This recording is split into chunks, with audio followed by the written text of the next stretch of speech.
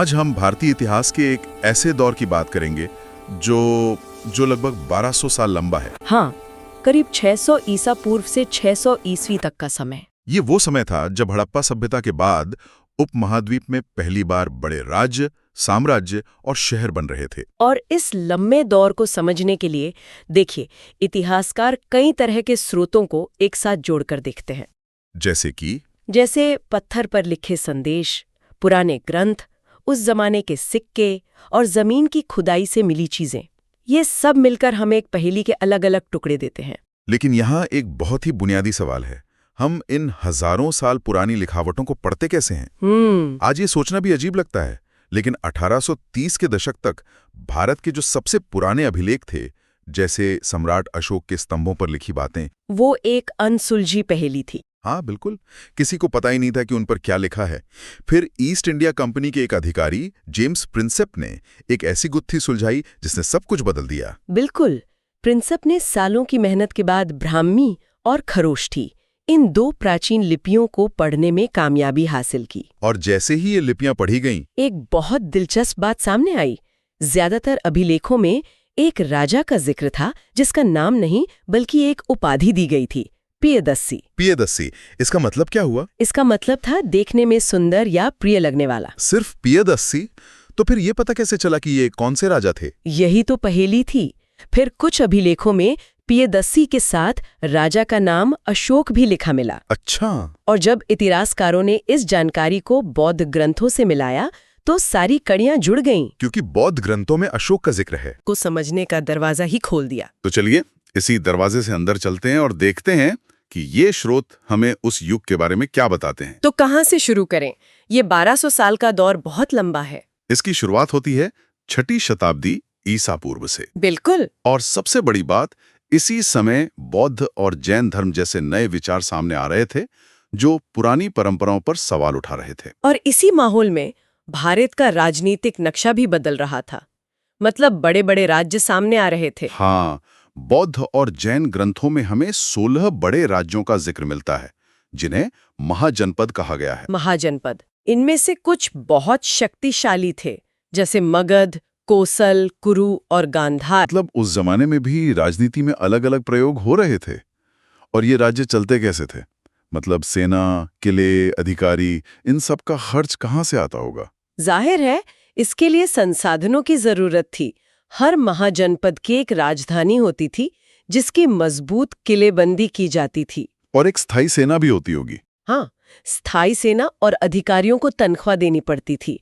इसके लिए शासकों को सलाह दी जाती थी कि वे किसानों, व्यापारियों और कारीगरों से टैक्स वसूलें। और शायद पड़ोसी राज्यों पर हमला करके भी धन लूटा जाता होगा। बिल्कुल, उसे भी एक सही तरीका माना जाता था। तो ये 16 राज्य एक दूसरे से मुकाबला कर रहे थे, सेनाएं रख रहे थे, कर वसूल रहे थे। जाहिर है इस दौड़ में कोई तो आगे निकला होगा। हाँ। इन सब में सबसे बड़ा खिलाड़ी कौन बनकर उभरा? वो था मगध, आज का बिहार। मगध 6ठी से 4ठी शताब्दी ईसा पूर्व के बीच मगध बाकी सभी महाजनपदों को पीछे छोड़कर सबसे शक्तिशाली बन गया। इसकी क्या खास वजह थी?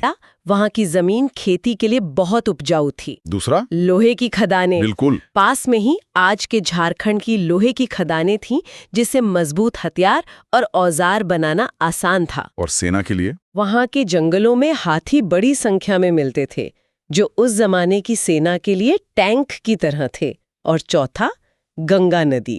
गंगा नदी से यातायात आसान हो गया। बहुत सस्ता और सुगम यातायात। यानी भौगोलिक रूप से मगध को बहुत फायदा था। हाँ, और साथ ही पुराने बौद्ध और जैन ग्रंथ इसका श्रेय बिंबिसार, अजातशत्रु और महापद्मनंद जैसे बेहद महत्वाकांक्षी राजाओं को और उनकी नीतियों को भी देते हैं। और मगध के इसी विकास का नतीजा था भारत के पहले साम्राज्य का उदय, मौर्य साम्राज्य। मौर्य साम्राज्य, जिसकी स्थापना चंद्रगुप्त मौर्य ने लगभग 321 ईसा पूर्व में की थी। सही। चंद्रगुप्त ने इस साम्राज्य को पश्चिमोत्तर में अफगानिस्तान और बलूचिस्तान तक फैला दिया था। लेकिन इस वंश के सबसे मशहूर शासक हुए उनके पोते अशोक, जिन्होंने कलिंग यानी आज के तटीय उड़ीसा पर विजय हासिल की। कहते हैं उस युद्ध ने उनका जीवन बदल दिया। बिल्कुल। तो मौर्यों के बारे में जानने के लिए हमारे पास अशोक के अभिलेखों के अलावा और क्या-क्या स्रोत हैं? हमारे पास कई तरह के स्रोत हैं। इनकी सेना कितनी बड़ी या संगठित रही होगी? इसका हमारे पास एक बहुत दिलचस्प स्रोत है। यूनानी राजदूत मेगास्थनीज बताते हैं कि मौर्य सेना को संभालने के लिए एक समिति और 6 उप समितियां थीं। 6 उप समितियां? हाँ, और हर उप समिति का एक खास काम था। एक नौसेना देखती थी, दूसरी यातायात और रसद, तीसरी पैदल सैनिकों को, चौथी घोड़ों को, 5वीं रथों को और 6ठी हाथियों की सेना को संभालती थी। मतलब ये एक बहुत ही व्यवस्थित सिस्टम लगता है। हाँ, बिल्कुल। ये तो हुई सेना की बात, लेकिन इतने बड़े और विविध साम्राज्य को जहां अलग-अलग भाषाएं और संस्कृतियां थीं, सिर्फ सेना के दम पर एक साथ रखना मुश्किल रहा होगा। बिल्कुल सही, और शायद इसीलिए अशोक ने एक और तरीका अपनाया। उन्होंने धम्म का प्रचार किया। धम्म? ये समझना जरूरी है कि धम्म कोई नया धर्म नहीं था। तो फिर क्या था? ये नैतिक सिद्धांतों का एक समूह था। इसमें बड़ों का आदर करना, ब्राह्मणों और दूसरे धर्म के संतों को दान देना, दासों और नौकरों से अच्छा बर्ताव करना और दूसरे धर्मों का सम्मान करना। हाँ, और सबसे जरूरी, दूसरे धर्मों और परंपराओं का सम्मान करना। ये सुनने में तो बहुत अच्छा लगता है, लेकिन क्या ये सिर्फ एक नैतिक अभियान था या फिर इतने बड़े साम्राज्य को एक साथ जोड़ने की एक राजनीतिक चाल भी थी? महामात्र नाम के खास अधिकारी भी नियुक्त किए थे। उनका क्या काम था? उनका काम था पूरे साम्राज्य में घूम-घूम कर धम्म का संदेश फैलाना। मौर्य साम्राज्य के बाद क्या हुआ? क्या राजा होने की धारणा में कोई बदलाव आया? मौर्य साम्राज्य के पतन के बाद राजा होने की धारणा में कुछ नए और दिलचस्प बदलाव आए। कुछ राजाओं ने अपनी स्थिति को मजबूत करने के लिए खुद को सीधे सीधे देवताओं से जोड़ना शुरू कर दिया। मतलब खुद को भगवान जैसा दिखाना? हाँ, बिल्कुल। इसका सबसे बड़ा उदाहरण है कुषाण शासक, जो 1ली शताब्दी ईस्वी के आसपास मध्य एशिया से आए थे। उन्होंने क्या किया? उन्होंने देवपुत्र यानी देवता का पुत्र की उपाधि अपनाई। उनकी विशाल मूर्तियां मिली हैं, जिन्हें वे शायद मंदिरों में स्थापित करवाते थे ताकि प्रजा उन्हें भगवान की तरह पूजे। ये दिलचस्प है, क्योंकि कुषाण बाहर से आए थे। तो क्या ये उपाधि अपनाना एक तरह से स्थानीय प्रजा के बीच अपनी जगह पक्की करने का एक तरीका था? बिल्कुल यही बात है। ये अपनी सत्ता को एक दैवीय वैधता देने की कोशिश थी। इसी तरह 4ठी शताब्दी में गुप्त शासकों ने अपनी प्रशंसा में कवियों से प्रशस्तियां लिखवाईं। जैसे समुद्रगुप्त की प्रयाग प्रशस्ति? सही, जिसे उनके दरबारी कवि हरिशेन ने लिखा था। उसमें समुद्रगुप्त की तुलना कुबेर, वरुण, इंद्र और यम जैसे देवताओं से की गई है। तो ये तो हुई राजाओं की बात, जो खुद को देवताओं जैसा दिखा रहे हैं। लेकिन आम लोग, प्रजा, उनके बारे में क्या सोचती थी? देखिए, अभिलेखों में तो ज्यादातर राजा की ही बड़ाई मिलती है, लेकिन हमें जातक कथाओं जैसी कहानियों से एक अलग तस्वीर मिलती है। अच्छा, उस दौर में खेती की तकनीक में कोई बड़े बदलाव आए? बिल्कुल। 6ठी शताब्दी ईसा पूर्व से गंगा और कावेरी जैसी उपजाऊ घाटियों में लोहे के फाल वाले हल का इस्तेमाल शुरू हुआ, जिससे गहरी जुताई संभव हुई। हाँ, साथ ही धान की रोपाई यानी ट्रांसप्लांटेशन की तकनीक अपनाई गई। अच्छा, पहले बीज यूं ही छिड़क दिए जाते थे? हाँ, लेकिन अब पौधे तैयार करके उन्हें खेतों में रोपा जाने लगा, जिससे पैदावार में जबरदस्त उछाल आया। ये सोचने वाली बात है। आज हमें ये तकनीकें बहुत सामान्य लगती हैं, लेकिन उस जमाने में ये एक टेक्नोलॉजिकल रेवोल्यूशन रहा होगा। निश्चित रूप से। और एक भेदभाव और गहरा हुआ। मतलब?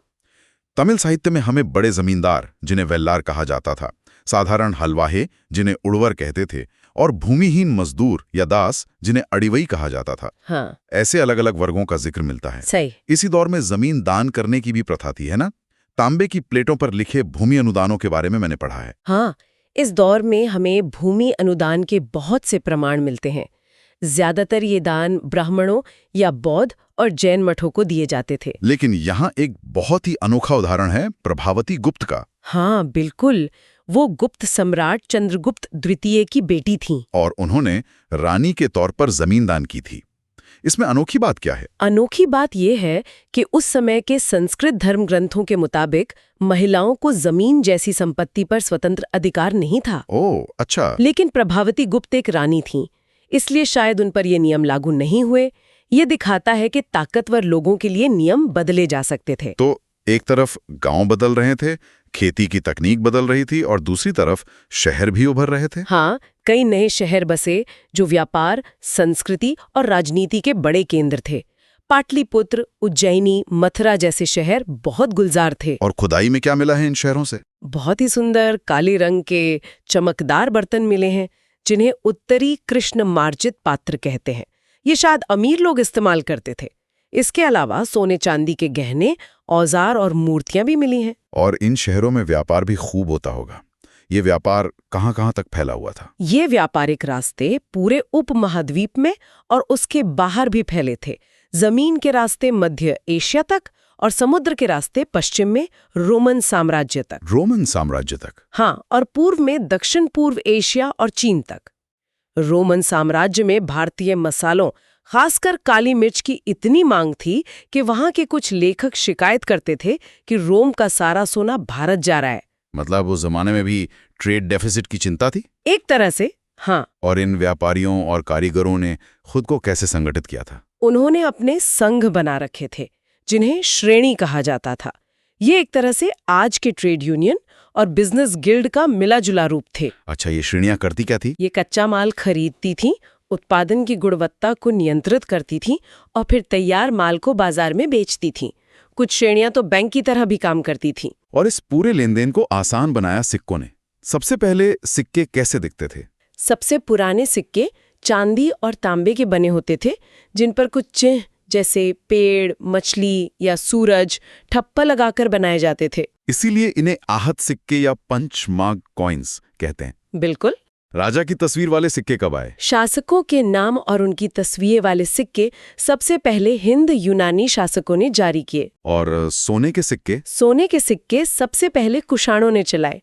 गुप्त शासकों के सोने के सिक्के तो अपनी बेहतरीन कारीगरी और शुद्ध सोने के लिए बहुत मशहूर थे। लेकिन फिर ये इन सोने के सिक्कों का क्या हुआ? मैंने सुना है कि 6ठी शताब्दी के बाद ये कम मिलने लगते हैं। हाँ, और ये इतिहासकारों के बीच एक बड़ी बहस का मुद्दा है। कुछ का मानना है कि रोमन साम्राज्य के पतन के बाद लंबी दूरी का व्यापार घट गया, जिससे सोने की कमी हो गई, मतलब एक आर्थिक संकट। लेकिन दूसरे इतिहासकार ये नहीं मानते। नहीं, उनका कहना है कि हो सकता है सिक्के बाजार में चलन में थे, इसलिए लोग उन्हें जमा नहीं कर रहे थे, और जो चीज जमा नहीं की जाती वो खुदाई में मिलने की संभावना भी कम होती है। तो ये एक अनसुलझी पहेली है। तो आज की इस बातचीत में हमने लगभग 1200 साल का एक लंबा सफर तय किया।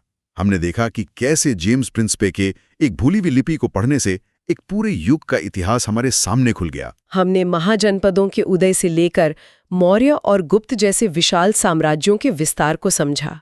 हमने देखा कि कैसे राजा खुद को देवपुत्र बताकर अपनी सत्ता को वैधता देते थे, और तो वहीं आम किसान नई तकनीकों से अपनी जिंदगी को बेहतर बनाने की कोशिश कर रहे थे। बिल्कुल, और ये भी साफ है कि इतिहास को समझना एक जटिल काम है।